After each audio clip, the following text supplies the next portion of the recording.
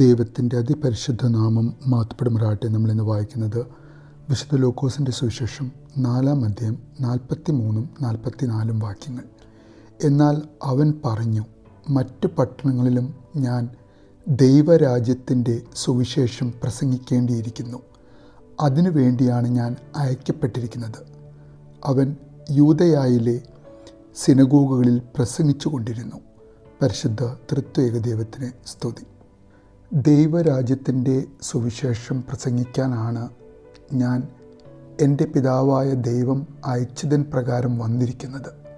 ഞാൻ കഫർനഹൂമിൽ മാത്രമല്ല, മറ്റ് പട്ടണങ്ങളിലും പോയി ദൈവരാജ്യത്തെപ്പറ്റി പ്രസംഗിക്കേണ്ടിയിരിക്കുന്നു എന്ന് തൻ്റെ പിന്നാലെ ആ വിജനതയിലേക്ക് തന്നെ അന്വേഷിച്ചു വന്ന, തങ്ങളെ വിട്ടുപോകരുത് എന്ന് തന്നോട് നിർബന്ധിക്കുന്ന ആ ജനക്കൂട്ടത്തിനോട് പറയുന്ന യേശു. പുതിയ നിയമം ആരംഭിക്കുമ്പോൾ സ്വർഗരാജ്യം സമീപിച്ചിരിക്കുന്നു എന്നാണ് സ്നാപക യോഹന്നാൻ പ്രസംഗിക്കുന്നത്. യേശു ദൈവരാജ്യമെന്നാണോ അതോ സ്വർഗരാജ്യമെന്നാണോ പറഞ്ഞത് എന്ന് ഒരുപക്ഷെ നമുക്ക് ഒരു സംശയത്തിന് കാരണമാകാം. വിശുദ്ധ മത്തായി ശ്ലീഹായാണ് സ്വർഗരാജ്യമെന്ന് തൻ്റെ സുവിശേഷത്തിൽ രേഖപ്പെടുത്തുന്നത്. പുതിയ നിയമത്തിലെ ഇതര ഭാഗങ്ങളിലൊക്കെ ദൈവരാജ്യമെന്നാണ് നാം കാണുന്നത്. വിശുദ്ധ മത്തായി ശ്ലീഹ യഹൂദ റബിമാരുടെ ശൈലിയിൽ നിന്നുകൊണ്ട് സ്വർഗരാജ്യം എന്ന് രേഖപ്പെടുത്തുമ്പോൾ പുറജാതിക്കാർക്ക് മനസ്സിലാകുന്ന വിധത്തിൽ വിശുദ്ധ മർക്കോസും വിശുദ്ധ ലൂക്കോസും ദൈവരാജ്യം എന്ന് ഉപയോഗിക്കുന്നതായി നാം മനസ്സിലാക്കുന്നു.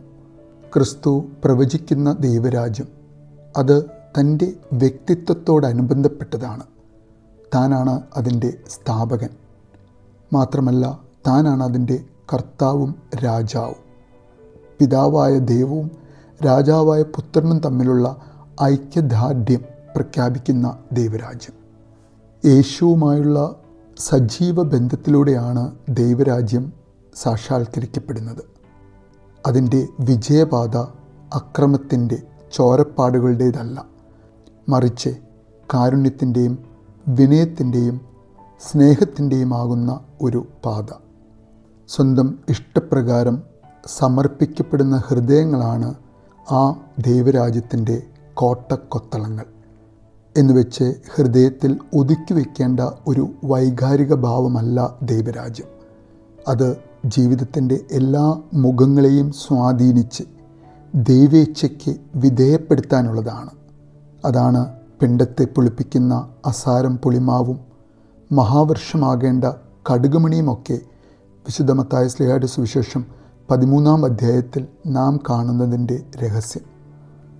ദൈവരാജ്യം അതിൽ പ്രവേശിക്കുന്നവർക്ക് ഒരു വലിയ അനുഗ്രഹവും അവകാശവും അന്തസ്സുമാണ്.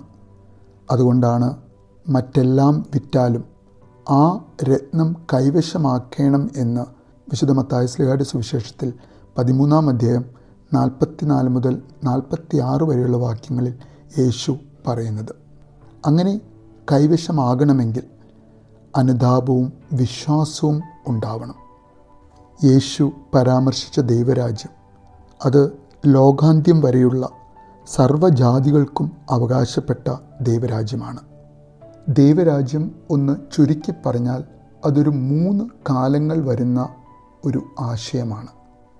രക്ഷയുടെ സുവിശേഷം നാം മനസ്സിലാക്കിയ യേശുവിൻ്റെ ജീവചരിത്രം രചിച്ച കാലം, നാം ഇന്നായിരിക്കുന്ന വർത്തമാനകാലം, യുഗാന്ത്യത്തിൽ നാം കൈവരിക്കാൻ പോകുന്ന യുഗാന്ത്യകാലം, അങ്ങനെ ത്രികാലമാനം വരുന്ന ഒരാശയമാണ് ദൈവരാജ്യം എന്ന് ചുരുക്കി പറയാം.